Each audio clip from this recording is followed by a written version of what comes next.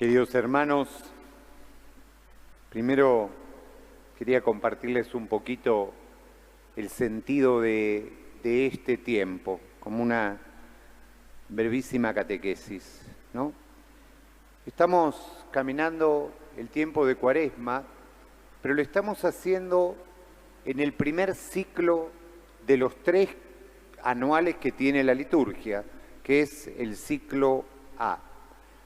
Y estas lecturas del ciclo A son la primera selección que quienes armaron la liturgia hace miles de años, ¿no?, pensaron con un sentido total y absolutamente pedagógico, ¿no? ¿Por qué? Porque todas las lecturas del ciclo A representan los 3 signos del bautismo: el agua, la luz y la vida.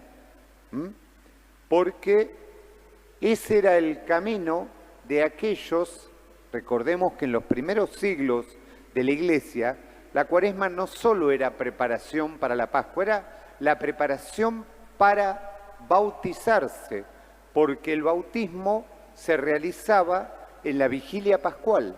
Cuando se anunciaba la Pascua, era ahí donde se bautizaban todos aquellos que entraban a la comunidad.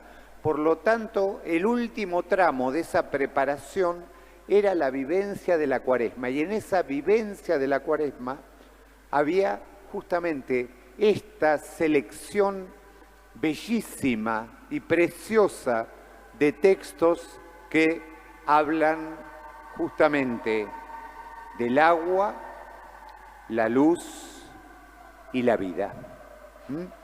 Entonces, esta estructura no es aleatoria, es como una progresión pedagógica, hay como un creyendo narrativo que nos va a ir llevando. Por eso prestemos siempre mucha atención qué evangelio estamos escuchando, por qué ese evangelio y cómo ese evangelio se va, como si fueran las cuentas de un collar, se va a ir engarzando con el otro que viene. Justamente la primera parte de todo esto está dada en los 2 primeros domingos de la Cuaresma, que podríamos decir que es el marco antropológico. Este domingo el marco son las tentaciones.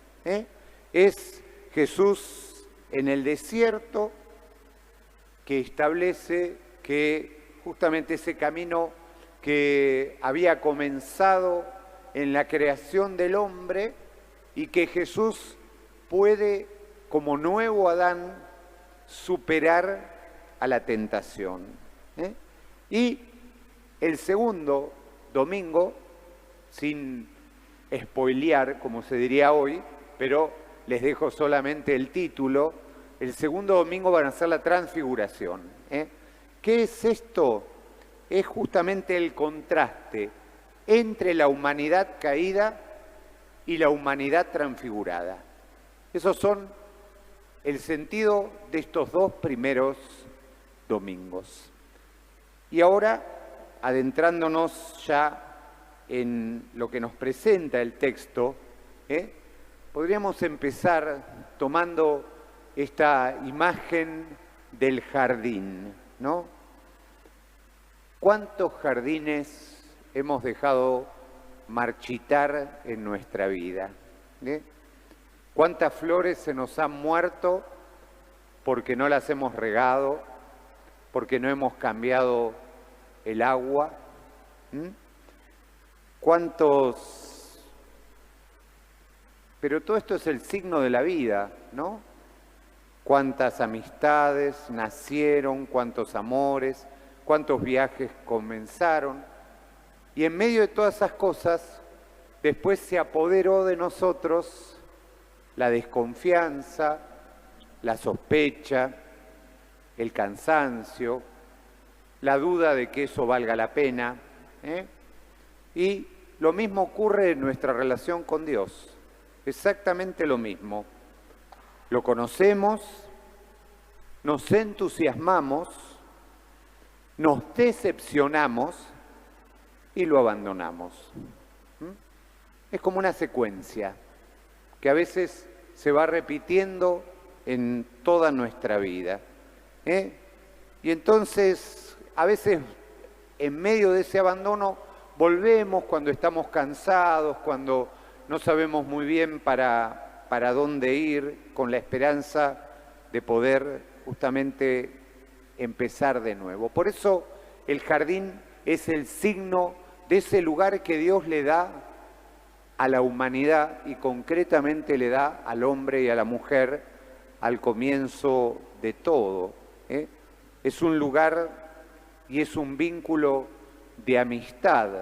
Y en la medida en que uno se aleja de ese jardín, tal vez por presunción, porque pensamos que la felicidad está en otro lugar, todo esto que hoy cuenta de manera tan mítica el texto del Génesis, tal vez porque estábamos cansados de ver siempre las mismas flores, entonces nos cansamos de verla, perdemos esa sensibilidad de ver la belleza de algo y entonces nos cansamos, vemos siempre, nos parece que es siempre la misma cosa.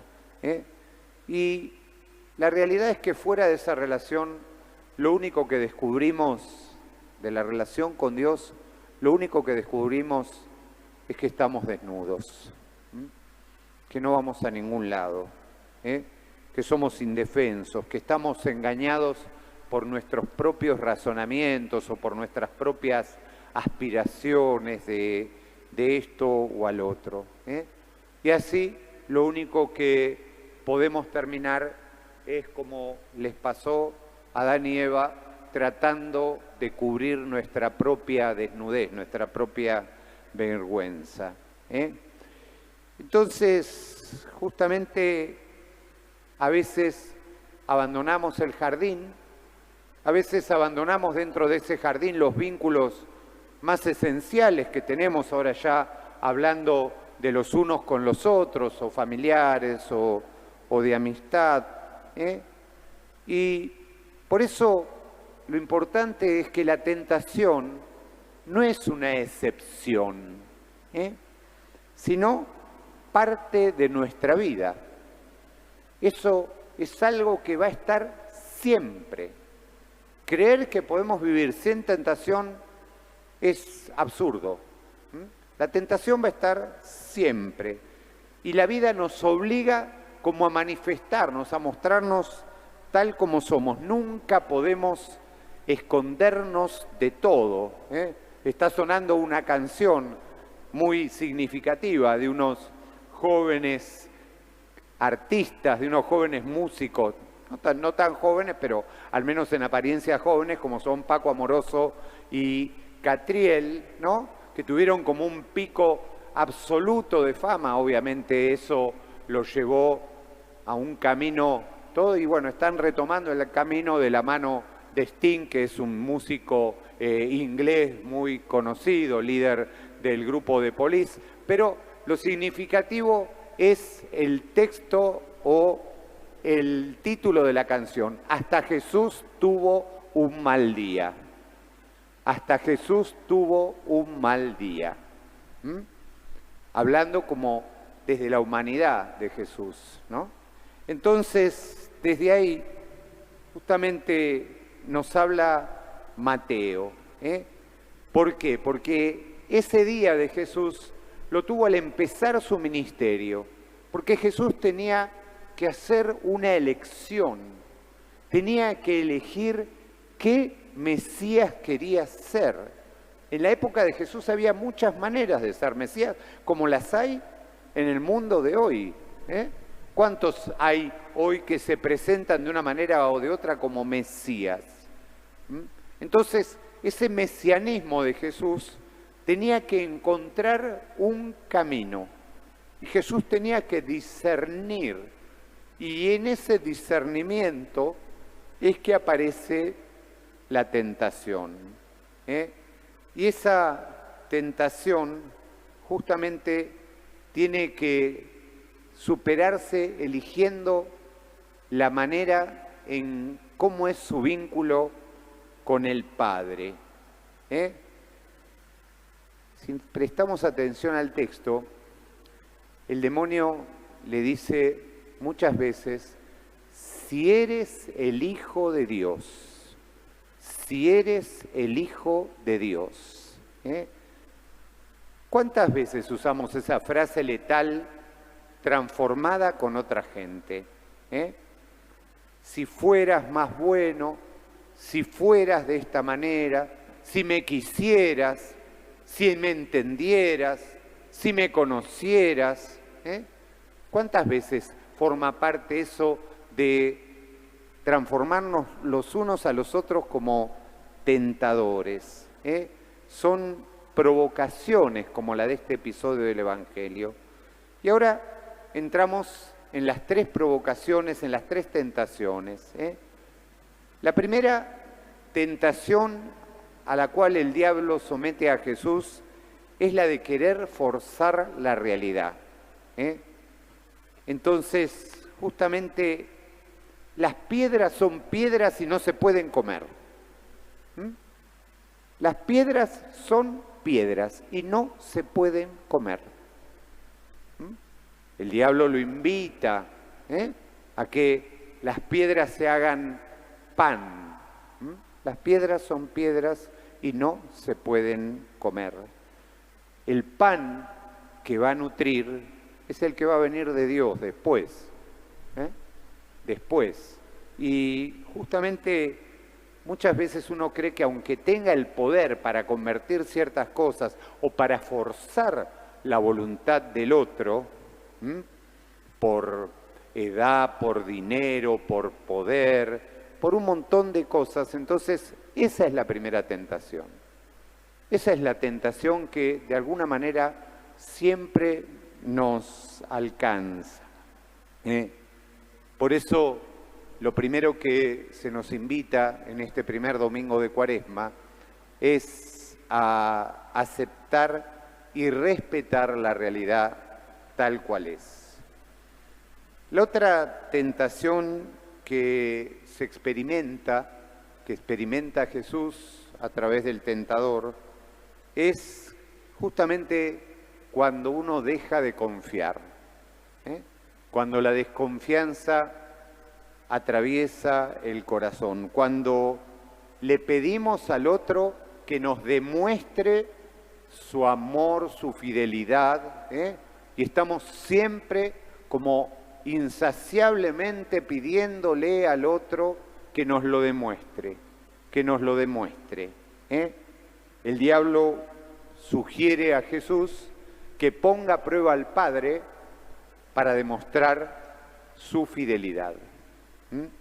Y justamente desde ahí nuestro amor, porque este amor que siempre está exigiendo ser demostrado, es como algo muy pequeño, muy infantil, algo que necesita crecer. El amor justamente exige confianza, riesgo y dedicación. Si no estamos dispuestos a atravesar ese desierto, nuestro amor va a estar siempre atado con alambre. Entonces, justamente es un amor que no acecha, que no señala con el dedo esperando que el otro se equivoque. Es un amor que no se queja de los silencios y las ausencias, sino que agradece todas las veces que el otro ha estado ahí. Y la tercera provocación es quizá la más sutil, es aquella que se presenta como en apariencia de bien, como en apariencia de bien. Si me adoras, todo esto va a ser tuyo y vas a poder hacer un bien enorme con todo esto, ¿no? No sé si ustedes han seguido, porque es una cosa medio turbia, pero que está en la opinión pública desde hace semanas y no parece no parar. Ustedes han seguido los expedientes de Epstein, que son como los expedientes, los X-Files, ¿no? que donde aparecen reyes, princesas, políticos, filósofos, gente maravillosa, esto, el otro. ¿Y qué dice esa gente cuando se ve expuesta a esta catarata de fotos, todo? No, pero yo no sabía, pero él me ayudaba, él me daba la oportunidad de hacer un montón de cosas. Ahí estaba justamente lo demoníaco de la situación. Ahí estaba lo demoníaco de la situación. Esa sutileza donde creer que si uno ha logrado cosas en apariencia buenas en la vida, a partir de compromisos, astucias o mentiras, tarde o temprano eso se cae. Eso se cae. Y entonces justamente llegamos a la conclusión. Es cierto que la vida nos presenta muchas pruebas, permanentemente. Es cierto que siempre surge la tentación desde nuestra limitación, desde nuestros miedos, desde nuestras ansiedades, pero el camino cuaresmal nos revela ante todo que en esta batalla espiritual estamos llamados a luchar, pero que no estamos solos. Cristo lucha no solo por nosotros, sino con nosotros. Eso tenemos que tener claro, que Cristo no lucha solo por nosotros, sino con nosotros, a nuestro lado, a nuestro par, no nos suelta de su mano. Por eso estamos seguros que esa victoria ya forma parte de nuestra vida, pero al mismo tiempo es esa victoria que tenemos que alcanzar venciendo la tentación de cada día.